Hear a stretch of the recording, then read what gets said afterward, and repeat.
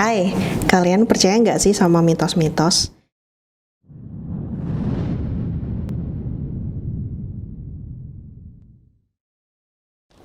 Hai, selamat datang di hari ini. Hari ini sopo? Hari ini Wong. Hah? Hai Besti, apa kabar? Semoga kalian baik-baik aja ya. Hari ini kali ini aku akan mengupas tentang mitos sego kepel yang ada di Desa Loram Kulon, Kecamatan Jati, Kabupaten Kudus.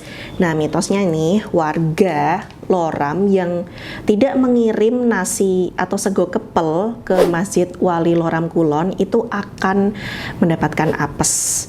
Jadi sejarahnya nih, dulu itu Sultan Hadirin meminta warga untuk bersedekah. Nah, karena waktu itu perekonomian warga itu masih lemah, jadi Sultan Hadirin meminta warga untuk membuat sego kepel aja nih. Jadi nasi sego kepel itu sendiri, jadi bentuknya itu nasi biasa sebenarnya, yang dikepel-kepel atau dibulatkan, lalu dimasukkan ke dalam daun jati. Nah, nanti disandingkan dengan lauk botok. Nah, botoknya ini bisa botok tahu atau botok kerbau. Nah, biasanya itu. Tapi kalau yang dulu itu kayaknya yang sederhana aja, jadi botoknya botok tahu gitu. Nah, waktu itu Sultan Hadirin ya meminta untuk mengirimkan 7 sego kepel ke masjid. Nah, tujuannya sih memang untuk bersedekah ya. Jadi meskipun perekonomian sulit, tapi kan untuk memberikan sego kepel dengan botok itu kan tidak terlalu memberatkan gitu. Jadi harapannya sih waktu itu, jadi Sultan Hadirin ya selain bisa berbagi dengan sesama, juga menghindarkan dari mara bahaya atau petaka gitu. Oke, kita masuk ke apa yang terjadi ketika tidak mengirimkan sego kepel dan botok ke Masjid Wali Loram Kulon. Jadi nih waktu tahun 2018 itu kebetulan saya melakukan peliputan dan wawancara kepada salah satu warga di situ, namanya tuh Bu Saidah. Nah, Bu Saidah ini sendiri awalnya tuh nggak percaya dengan mitos tersebut, karena ya nggak percaya aja gitu. Yang penting sedekah gitu. Nah, pada suatu hari nih, saat Bu Saidah itu melaksanakan hitanan untuk anaknya yang paling kecil, nah itu beliau mengirimkan nasi.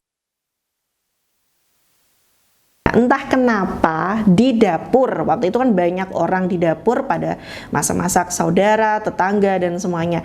Itu tiba-tiba dandang itu ya.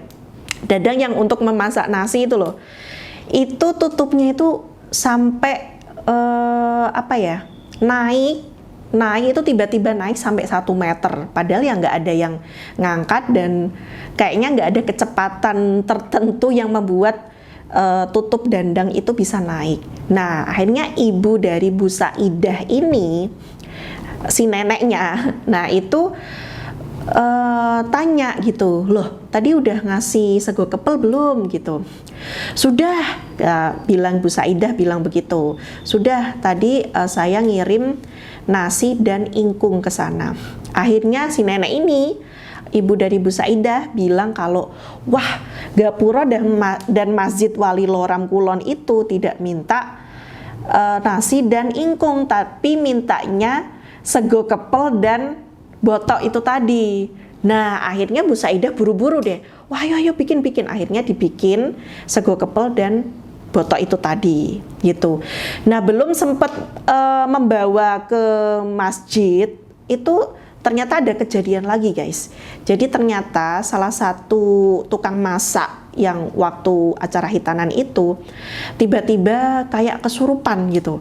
Karena dia jalannya udah kayak kuda gitu, ya kan, terus meringkik kayak suara kuda gitu, terus kayak gak sadarkan, diajak ngomong tuh gak nyaut gitu. Nah, akhirnya wah, ini Bu Saidah bener-bener ini kan benar-benar kaget dengan kejadian itu gitu. Akhirnya cepat-cepat mengirim sego kepel, 7 kepel itu sama botok ke Masjid Wali Loram Kulon gitu. Dan setelah kejadian itu Bu Saidah jadi percaya bahwa ya ini secara logika emang nggak nyampe gitu, tapi dia akhirnya ya udahlah, ini karena tradisi turun temurun dan dilaksanakan oleh warga Loram, akhirnya dia langsung ya udah percaya aja gitu. Nah, ini soal yang masuk atau kerasukan tadi ya, itu katanya itu yang merasuki kuda Plongko, yaitu kuda yang digunakan Sultan Hadirin waktu dulu gitu. Itu katanya warga Loram seperti itu. Terus selama ini itu akhirnya warga-warga Loram atau Trah Loram itu tetap melaksanakan tradisi ini sebagai upaya ya nguri-nguri tradisi sekaligus untuk keselamatan. Makanya biasanya orang yang punya hajat kayak pernikahan, hitanan, atau ulang tahun weton, ulang tahun bikin rumah dan lain sebagainya, itu pasti mengirim sego kepel ke masjid. Dan biasanya juru pelihara masjid itu Pak Afroh itu memandu dengan cara mendoakan gitu. Dan setelah itu sego kepel dan lauknya dibagikan ke marbot dan tamu yang datang ke Masjid Wali Loram Kulon. Gimana? Orang-orang Loram Kulon ada yang pernah mengalami atau yang sampai saat ini masih menjalankan tradisi ini? Silakan komen di bawah. Jadi itu guys, hari ini atau mitos-mitos yang ada di Kudus. Mungkin kalian masih punya di desa-desa kalian ada mitos-mitos yang banyak banget. Kalian boleh komen di bawah atau email nanti ada di description box. Kalian bisa ngasih informasi sebanyak-banyaknya soal mitos atau hari ini di tempat kalian.